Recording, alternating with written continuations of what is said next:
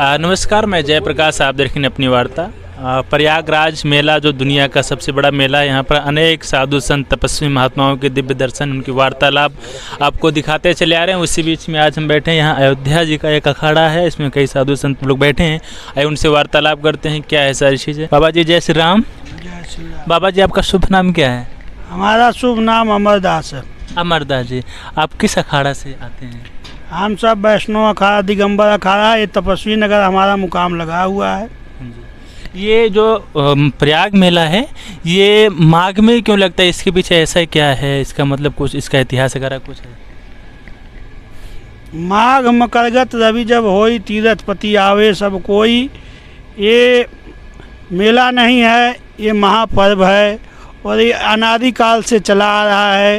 रामचरितमानस में हमारे बाबा गोस्वामी तुलसीदास जी ने कहा कि माघ मकरगत रवि जब होई, तीर्थपति आवई सब कोई। मकर राशि में जब सूर्य का प्रवेश होता है तो यहाँ मकर संक्रांति का मेला लगता है। इसमें हमारे देश विदेश से श्रद्धालु पधारते हैं। आप लोग कब तक रुकेंगे यहाँ? कितने दिनों तक ये मेला चलता है पूरा? लगभग ये पूर्णिमा से पूर्णिमा पूरा माघ महीना चलता है।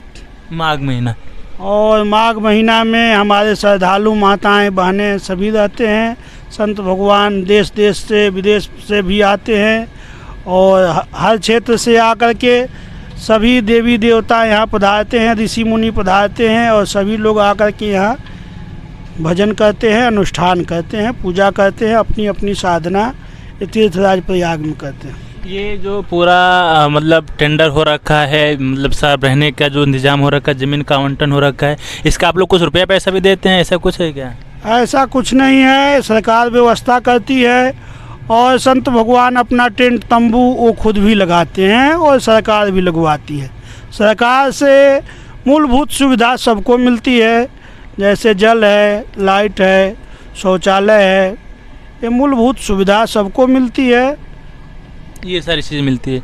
ये और यहाँ पर मतलब जो प्रशासन, यहाँ लोकल प्रशासन है, जो उत्तर प्रदेश प्रशासन है, तो इसका पूरा योगदान इसमें किसी प्रकार की कमी तो नहीं है? ऐसा तो नहीं हो रहा है कि किसी को ज़्यादा किसी को कम, इस प्रकार ऐसा हो रहा है? क्योंकि साधु संत तो सब बराबर ही होते हैं, छोटा हो या बड़ा, ऐसा तो कुछ नहीं हो रहा है यहाँ पर?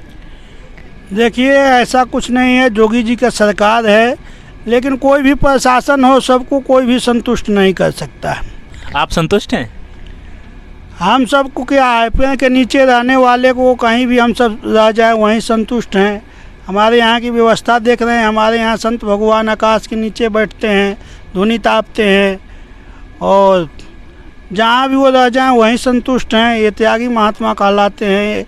अपने बचपन में घर द्वार परिवार छोड़ करके आए हैं तो संतुष्ट ही हैं। परमात्मा के प्राप्ति करने के लिए बाल्यकाल से देशासन तीर्थाटन करते हैं, तो हर स्थिति में रहना ये जानते हैं। पर्वत में कैसे रहना है, पहाड़ में कैसे रहना है, कैसे हमको यात्रा करना है, पत्थर पर कैसे सोना है, पन्नी में भी आटा यात्रा काल में लगा करके भोजन बनाते हैं, जंगल में पत्ता बीन करके भी बना लेते हैं। कोई सामान नहीं रहता है, फिर भी किसी प्रकार कंदमूल खा करके भी अपना जीवन यापन करना जानते हैं।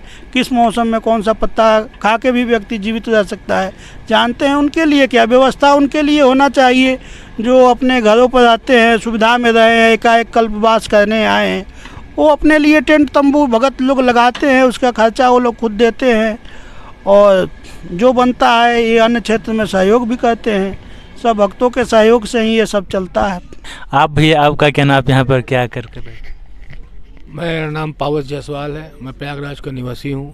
प्रयागराज के निवासी हैं आप? तो प्रयागराज के निवासी हैं, बचपन भी आपका बीता, अब जवानी भी यहीं जा रही है, तो इसके बारे में माघ मेले बारे में क्या बताएंगे? कैसा क्या रहा, कैसा माहौल रहता है माघ मेले के बारे में? माघ मेले में जैसा कि हम लोग हर साल यहाँ पर आते हैं और जितने साधु महात्मा हैं सब लोगों का आशीर्वाद लेते हैं और पर्व पर्व पे हम लोग स्नान भी करते रहते हैं और गंगा माई में एक अपनी आस्था है, हम लोग गंगा माई के बेटे हैं।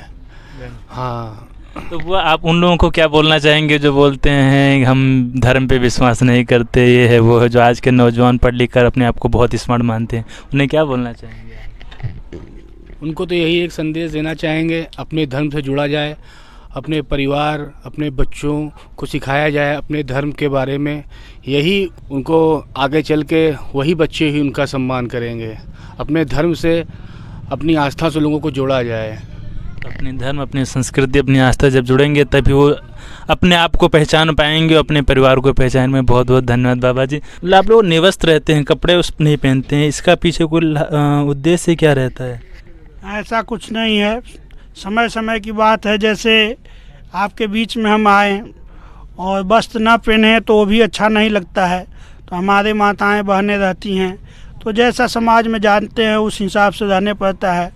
और अभी तो शीतलहर चल रहा है, इसलिए थोड़ा बहुत वस्त्र सबको धारण करना ये शरीर के लिए ज़रूरी है, क्योंकि शरीर ठीक नहीं रहेगा तो नियम कहाँ से होगा।